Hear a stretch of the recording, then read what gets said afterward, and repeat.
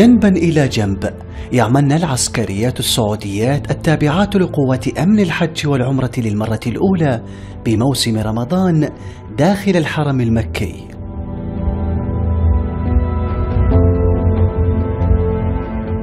80 مجندة على أبواب الحرم وبين أفواج المعتمرين يظهرن لحفظ عمليات الأمن وتنظيم الحشود بعد تدريبهن وتأهيلهن عبر دورات عسكرية. المحور الأمني وهي مهمتنا الأساسية والرئيسية لمساعدة قاصدات مسجد بيت الله الحرام، وثانيا عندنا العنصر التنظيمي أيضا، ويعني بذلك إدارة الحشود في جميع أروقة مسجد الحرام في جميع أدواره وصحن المطاف والتوسعة أيضا، ونهتم بالاحترازات والتدابير الوقائية، ونحن نقدم يد العون والمساعدة لجميع النساء قاصدات بيت الله الحرام. مراقبة ومتابعة على مدار الساعة بين أروقة الحرم وفي ساحاته والمصليات، وخدمات إنسانية يقدمنها العسكريات لبنات جنسهن. أنا مجندة ألتحق بدورة عسكرية في مدينة الرياض وتعلم الكثير من المهارات، وأنا اليوم أخدم ضيوف الرحمة. تعامل مع جميع الحالات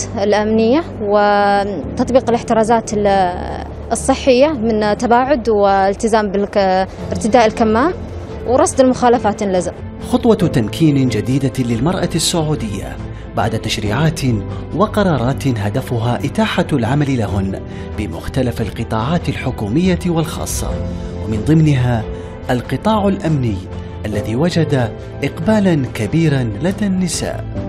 من الحرم المكي، سلطان السلمي، العربية.